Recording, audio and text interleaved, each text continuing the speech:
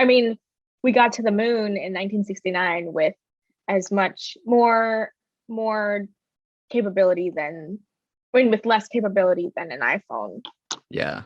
which is like, and now we have it in the palm of our hand Yeah. 50 years later, you know? Do you ever think about that? How much power relative to uh, other people in history we have just like access to in our hand, and what we do Yes. with it individually is fascinating, isn't it? Yes. I definitely thought about it when I was teaching a few years back, and like I was teaching middle school, and I was just like, y'all, like, we had a family computer. Like, you know what I mean? Like, y'all have a computer in your hand. And it's to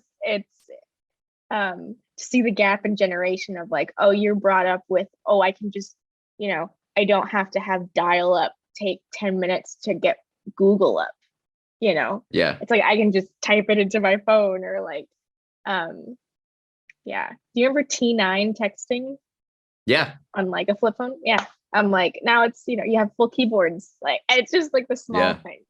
Just like, and so when you look back at a couple generations, and then you look back, to people in the 20s, where it's like, oh my God, like, yeah, or maybe in the 1800s, like the Pony Express. Yeah.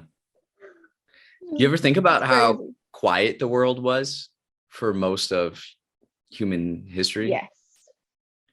100%. We're binging Survivor, and I thought about that yesterday. I was like, how peaceful must it be? Like, to just not have media constant, Yeah. And like, it'd be, I'm sure, like the village gets together.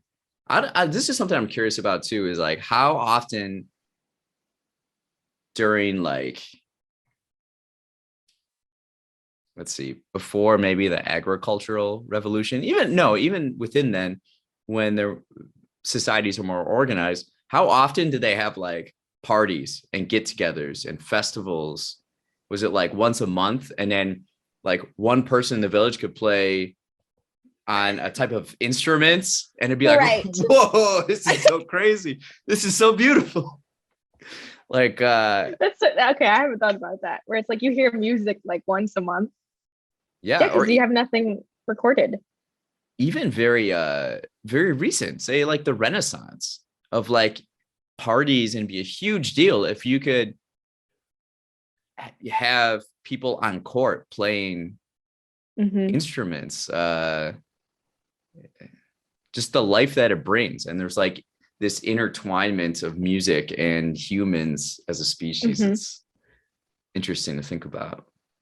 I always think of on the flip side of that, it's like you have such a peaceful life without media, or what we think is peaceful, because you're not bombarded with all of these platforms, I guess. But then the brutality of that time, where it's just like, it was so brutal. Like, so brutal. Like, in college, I took a couple classes on the Middle Ages because I was obsessed. I loved that time period. And I watch like videos on castles like every night. I'm still obsessed with medieval.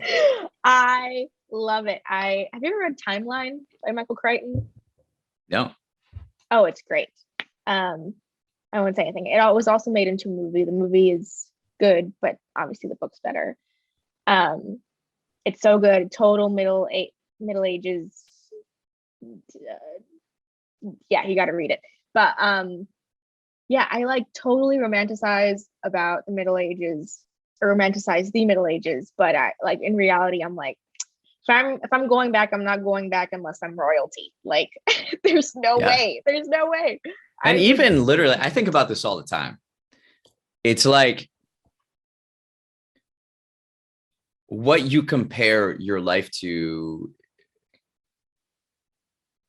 can help or hurt you. Like, if you're comparing your life now to like billionaires, you're like, oh, well, I'm poor. But then if you compare it to like say Louis the 14th. We were talking about Louis the 14th. We went to the Art Institute yesterday with some friends. So And I'm like, specific. so like Louis the 14th had like everything during that time. But yet Not like air conditioning. he had everything you could have had in that time. Yes, Yet like yeah, he today would be a pauper compared yeah, to what I have in my own apartment. You know, it's crazy. exactly. Exactly. Uh It's a great way to look at it. yeah, The and just like hygiene. the hygiene and food, like think about the food, like a lot of these wars and everything going on in the world was often fought over like materials and like spices and like food and The Silk Road. Like, yeah, it's a do I have, oh, this is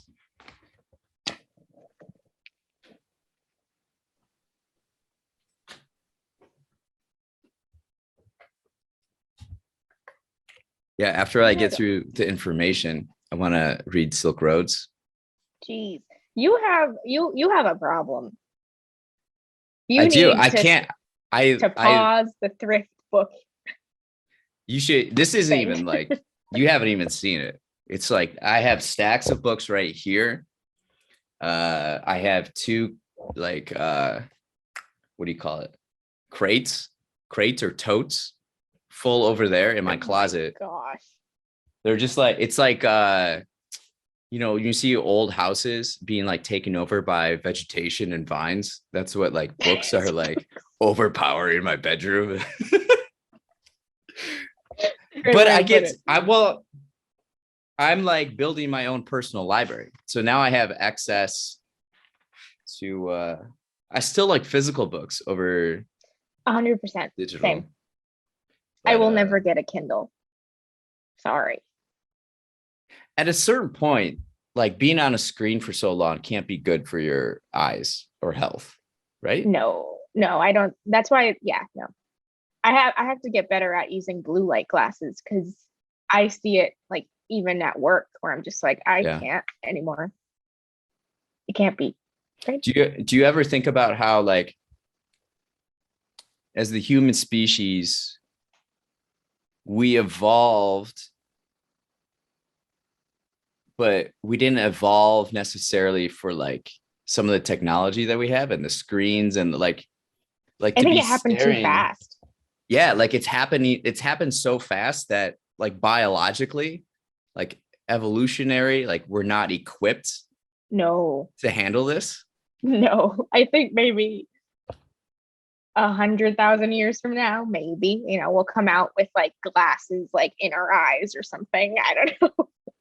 Like what do we not know that people in the future will look back and be like, I can't believe they did that? Yeah, because like I think about that because not to our time period, but I think about the Middle Ages, and I'm just like, they had fight to the deaths. Like, what are you doing? And then here it's just gonna be like, you ate bananas. Like, watch it be something like that. Yeah, and the way we use, that's what I'm curious about too. Like what I love this book by Chuck Klosterman, but what if we're wrong? And it looks at the present as if it were the past. And it's like, we obviously look at people from like the early 1900s and we're like, they had the science up until that point, and they're like, oh, we know so much. We're at the pinnacle of human existence. And we're like, you guys are kind of a joke compared to what we have. And like in the future, people are going to say that about us. And it's like, what things can we identify right now that people in the future will look back and be like, what? I don't know. That's such an anxiety inducing book. I feel like we don't have that. We can't have that scope on ourselves, right? Because I feel like if we did, we'd be light years ahead, right? Well, we kind of have to like ask those questions, don't we? Like, but I don't know if we have all of the answers. Does that make we sense? won't have the answers till years from now. I know, that's why it's like we can ask those questions, but it's like we can't I guess knock some stuff out where it's like don't eat the bananas, you know?